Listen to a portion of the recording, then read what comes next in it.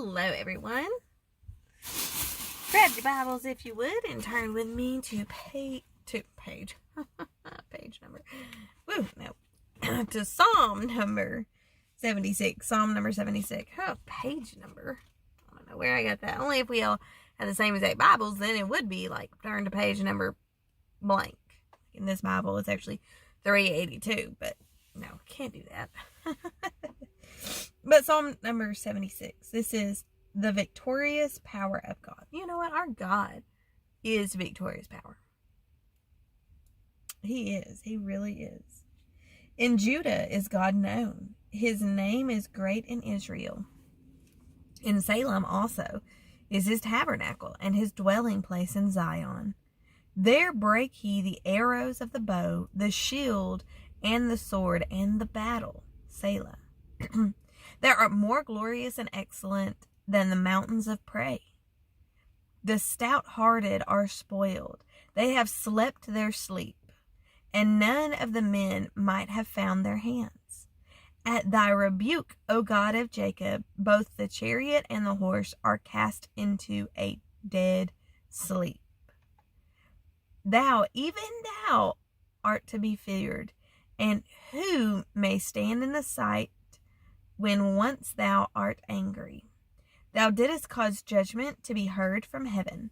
The earth feared and was still, when God arose to judgment to save all the meek of the earth. Selah. Surely the wrath of man shall praise thee.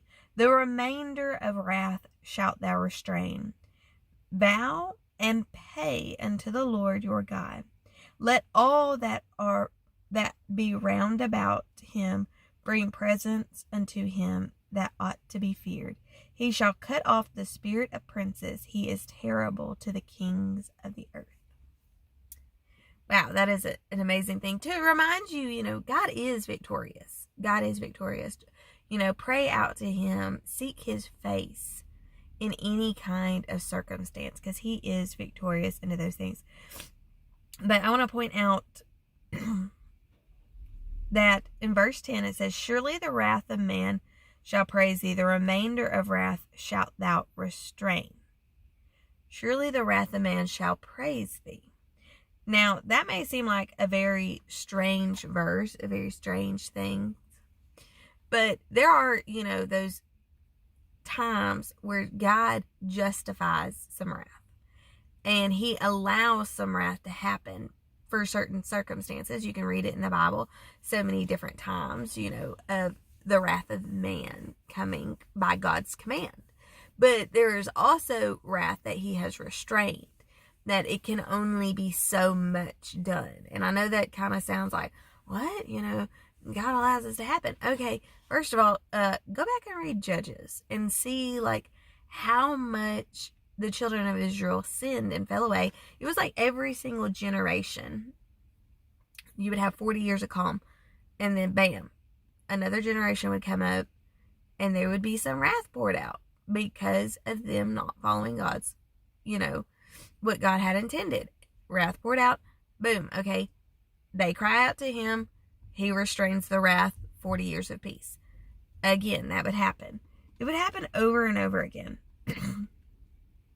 And so there are some wrath that he allows, but he also restrains some wrath. So don't get confused by things like that. Just know that God is on the throne and he allows certain things to happen for a reason. Okay? I know last night while we were in church, we were studying in 1 Chronicles 21 about David listening to the enemy and deciding to count all the people of Israel without taking the half a shekel for the counting for the temple, or the tabernacle. At that time, it was the tabernacle because we didn't have a temple until Solomon.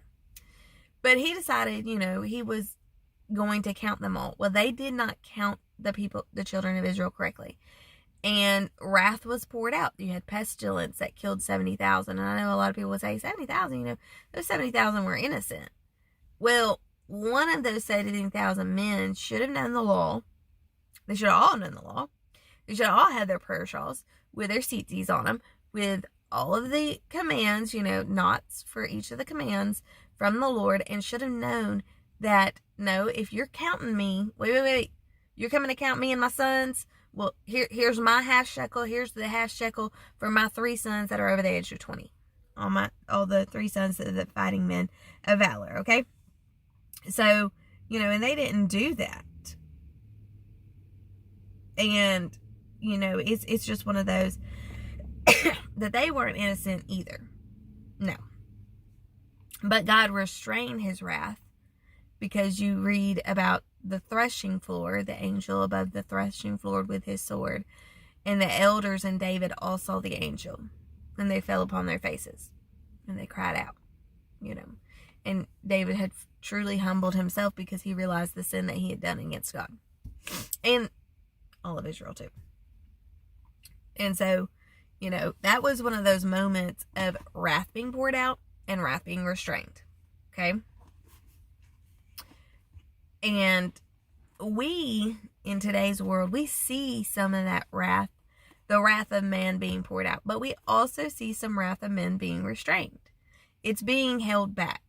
And certain things are not being done right now that at the end will be done. And there's certain things like in Ezekiel, like in Daniel, with the abomination, desolation, and things like that will come. That stuff is being restrained right now. And actually it says that the lawless one is being restrained right now until the time comes, until the right time comes. We feel the birth pains right now, but we are not in that season just yet. But no matter what, God is still victorious. Jesus is still going to win. He's still going to win in the end. No matter how bleak it may look, no matter how bad things may look, God is still in control. He is still on the throne, and he is still victorious. I pray this lesson has blessed you. I pray the Lord blesses you, keeps you, makes his face shine upon you, and in all things is gracious unto you. And until next time, God bless you, and I hope you have a wonderful week or weekend, whatever day it is that you are watching this. And you know what? Just stay reading your Bible. God bless.